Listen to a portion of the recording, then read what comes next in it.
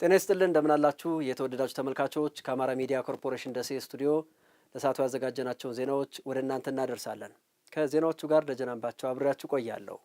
በቅድሚያም ባለፉት 6 ወራት የከተማ አስተዳደሩን ሕዝብ ተጠቃሚነት የሚያረጋግጡ የልማትና የመልካም አስተዳደር ተግባራት ማከናወኑን የደሴ ከተማ አስተዳደር አስታወቀ። ከተማ አስተዳደሩ የበጀት ዓመቱን አጋማሽ የመንግስት የሥራ አፈጻጸም ግምገማ አካሂዷል። መሐመድ በቀለ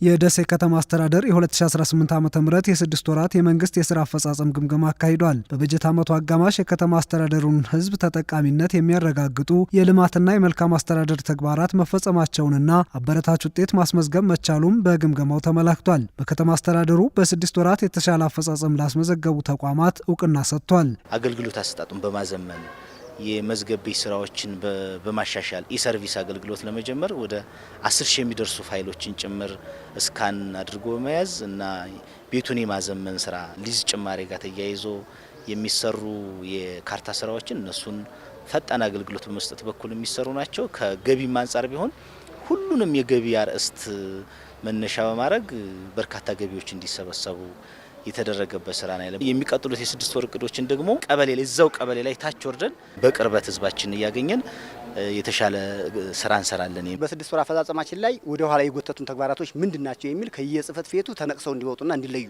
በተለይ የትኞቹ ግቦች ናቸው ያልተፈጸሙበትስ ምክንያት ምንድነው? በባለሙያው ነው? በአመራሩ ነው?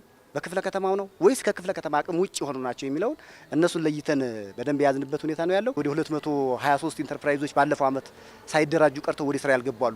ስለዚህ መናኸሪያ አካባቢ ያሉ ጸጋዎች አሉን። እዚህ ኮሪደር ልማቱ አካባቢ ላይ የተራረፉ ቦታዎች አሉን። እነዚህ ለይተን አሟጠን ፍትሃዊ በሆነ መንገድ ወደ ስራ እናስገባለን ብለን ያሰብንበት ሁኔታ ነው ያለው። በከተማ አስተዳደሩ ብድር፣ ስልጠና፣ የመስሪያ ቦታና ሌሎች የስራ እድል ምቹ ሁኔታዎችን በመፍጠር ባለፉት 6 ወራት አበረታች ውጤት መገኘቱን የደሴ ከተማ አስተዳደር ስራና ክህሎት መምሪያ ኃላፊ አብዱል ሐሚድ ይመር ተናግረዋል። 2018 በጀት ዓመት ስንጀምር በህገ ወጥ መንገድ የተያዙ አንደኛ ጊዜያቸው ያለፈ፣ ሁለተኛ የተከራዩ፣ ሶስተኛ የማይሰራባቸው የሆኑትን መዝግበን ይዘን እስከ 6 ወሩ ሪፖርት እስከሰራን ድረስ 64 ሼዶችን አስለቅቀናል። 125 ኮንቴነሮችን አስለቅቀናል። እነዚህን ከፊሎቹ ተላልፈው ለአዲስ ወደ ስራ ለሚገቡ ተላልፈዋል። ከፊሎቹ ደግሞ በሂደት ላይ ናቸው። አዲስ ብድር በመደበኛውም በተዘዋዋሪ የብድር አገልግሎትም ከ74 ሚሊዮን ብር በላይ በዚህ 6 ወር ውስጥ ተሰራይቷል። በአጠቃላይ 16000 የሚሆን የስራ እድል ለመፍጠር ችለናል። ከዚያ ውስጥ 77% የሚሆነው ቋሚ የስራ እድል ነው። በከተማ አስተዳደሩ ከፍተኛ ክፍተት ይታይባቸው የነበሩ ዘርፎችን በመለየት በመሰራቱ ለውጥ ማምጣት መቻሉን የደሴ ከተማ አስተዳደር ተቀዳሚ ምክትል ከንቲባ ሳሙኤል ሞላሊ ገልጸዋል። ባሳለፍናቸው 6 ወራት በአገልግሎት አሰጣጥ ዘርፍ መሶብ አንድ ማዕከል አገልግሎት በመጀመሩ የተወሰነ ማሻሻሎች አሉ። በየተቋማቶችም የተወሰነ ማሻሻሎች አሉ እና እንዲሁም በማክሰኞና ሐሙስ የከንቲባ ችሎትን በክፍለ ከተማም የስራ አስፈጻሚ ችሎትን በማጠናከር አገልግሎቶች እየሰጠን እንገኛለን። እነዚህን ብቻ ሳይሆን በየሴክተሩ ያሉ አገልግሎቶች የበለጠ ተሳልጠው እንዲቀጥሉ ጠንከር ያለ ግምገማ የተካሄደበት መድረክ ነው ማለት ነው። ሁለተኛ የመልካም አስተዳደር ስራዎች የህዝብ አቤቱታን መስማት፣ ማዳመጥ፣ በተለይ ከመሬት ጋር የተያያዙ አቤቱታዎችን አጠናክሮ መቀጠል ዋና የትኩረታችን ማዕከል አድርገን ነዋል ማለት ነው። በሰላም ዙሪያ የከተማችንን ሰላም ተጠብቆ እንዲቀጥል ከማድረግ አንጻር ትኩረታችን ማዕከል አድርገን እየሰራን ያለን ነው። አሁን ባስመዘገብናቸው ጥሩ አፈጻጸሞች ሳንዘናጋ የተጀመሩ የልማት ስራዎችን አጠናክረን እንቀጥላለን ያሉት ከንቲባው የከተማው ልማት እንዲፋጠን ህዝቡ የተለመደ ትብብሩን እንዲያስቀጥልም ጠይቀዋል። ቁርጥራጭ ብረቶችን በማቅለጥ ብረት ድስት ማምረት በመቻላቸው ተጠቃሚ መሆናቸውን በዘርፉ የተሰማሩ የሀርቡ ከተማ ወጣቶች ተናገሩ። ለኢንተርፕራይዞቹ ምቹ የመስሪያ ቦታ ለማመቻቸት እየሰራ መሆኑን ከተማ አስተዳደሩ አስታውቋል። ተጨማሪውን አብረን እንከታተል።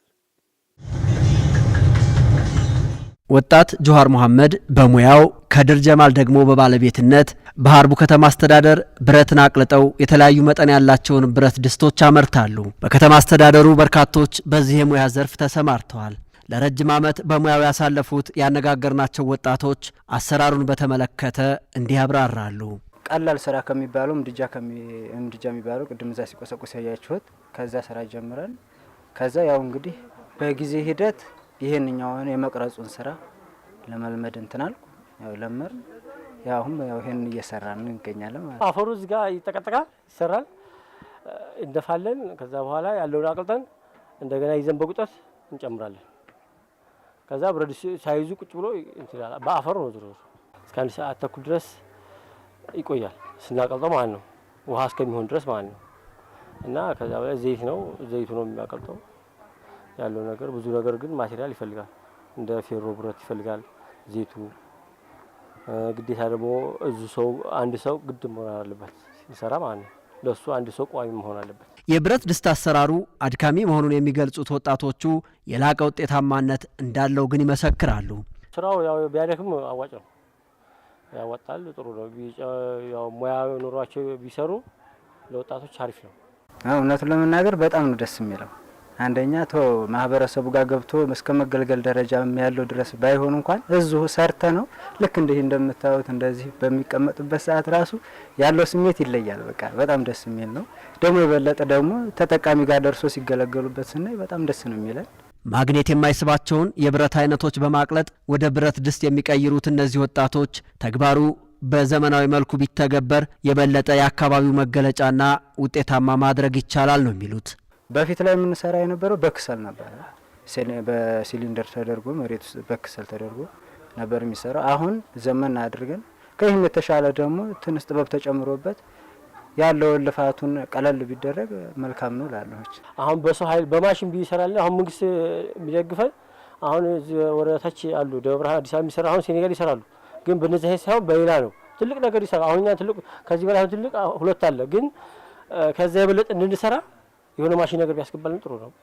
በከተማዋ መካከል ስራው እየተሰራ በመሆኑ ጭሱ የአካባቢ ብክለትን ያስከትላል። ይህ በመሆኑ ወጣቶች ተደራጅተው በአንድ አካባቢ ለመስራት የቦታ ጥያቄ አቅርበዋል። የሀርቡ ከተማ አስተዳደር ስራና ክህሎት ጽህፈት ቤት ምክትል ኃላፊ ሱልጣን አብደላ ጽህፈት ቤቱ ሙያዊ እገዛ እያደረገ ስለመሆኑ አብራርተዋል። መኖሪያ አካባቢ ስለሆነ ያለው ከመኖሪያ አካባቢ ራቅ ማለት ይኖርበታልና ስራው እንዳያችሁት ጭስ ምናምን ስላለው ስለዚህ ይሄ በቀጣይ ወደ ሌላ ቦታ ሽፍት ማድረግ ወይም መቀየር ያለበት ነው።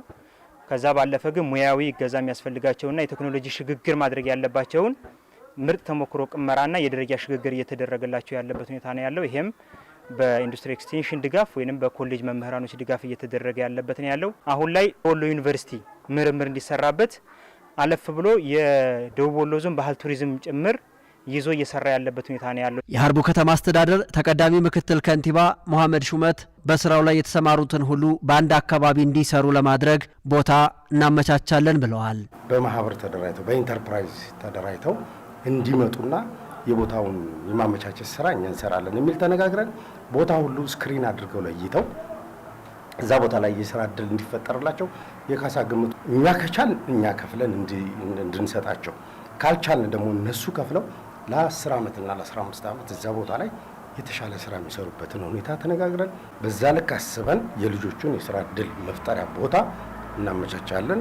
በሚመቻቸው ቦታ የሚሰማሩ ወጣቶች ከራሳቸው አልፎ የአካባቢው መገለጫ እንዲሆን ድጋፍና ክትትል እንደሚደረግም ጠቁመዋል። በእንስሳት ላይ የሚከሰት በሽታን ለመከላከልና ለመቆጣጠር የሚያስችል ጥናት በማካሄድ ዘላቂ መፍትሄ ለመስጠት እየሰራ መሆኑን ወሎ ዩኒቨርሲቲ ገለጸ። ዩኒቨርሲቲው በአካባቢው ለሚገኙ አርሶ አደሮች የእንስሳት ሕክምና አገልግሎት እየሰጠ ነው። አበሻን ላይ ተጨማሪ ዘገባ አለው። ከፍተኛ የትምህርት ተቋማት ከመማር ማስተማርና ምርምር ከማካሄድ በተጨማሪ የአካባቢያቸውን ማህበረሰብ ችግር በጥናት በመለየት ዘላቂ መፍትሄ በመስጠት የማህበረሰብ አገልግሎት ተግባራትን ያከናውናሉ።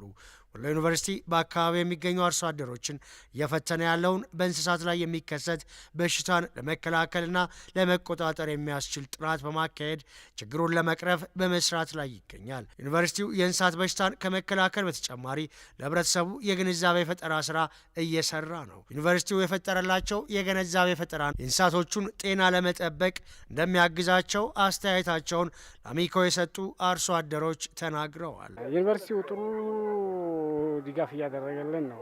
ማለትም ቢያንስ በአመት እየተሰጠልን ነው እና ጥሩ ነው። እኛ እንስሶቻችንን አሁን በግል ሂደን ከምናሰራው ስራ እዚህ የተሻለ ስራ እየተሰራልን ስለሆነ ከልብ አመሰግናለሁ።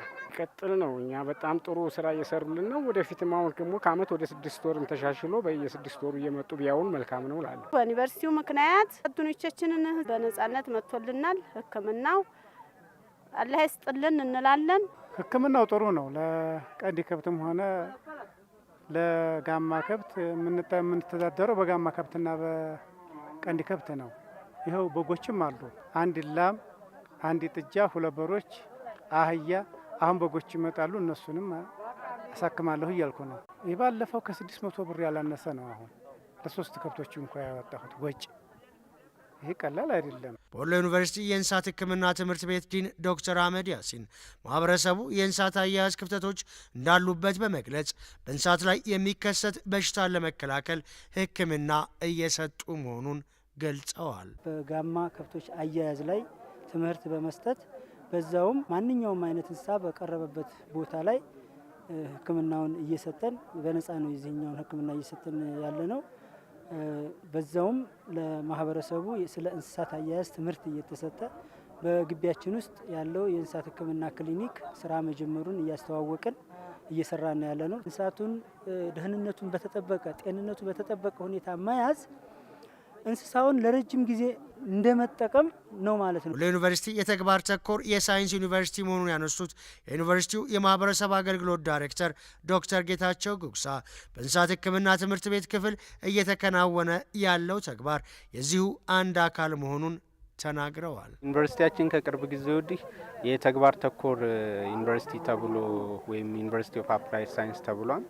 ይሄ ማለት በቲዎሬቲካል ወይም በንድፈ ሀሳብ በመምህርም በተማሪውም የሚሰሩና የሚንቀሳቀሱትን በተግባር የምናወርድበት ነው ማለት ነው። አንደኛው በተግባር የምናወርድበት ወደ ማህበረሰቡ የማህበረሰቡን ችግር ባማከለ መልኩ ችግሩን መፍታት ማቃለል የሚችሉበት ሁኔታ ነው ማለት ነው እና ዩኒቨርሲቲውም አንደኛው ለይቶ በተለይ ከዩኒቨርሲቲ ኦፍ አፕላይድ ሳይንስ አንጻር ለዩኒቨርሲቲውን ከፍ ያደርጋን ብለን ከምንጠብቃቸው መካከል የእንስሳት ሕክምና ትምህርት ቤት ነው ማለት ነው።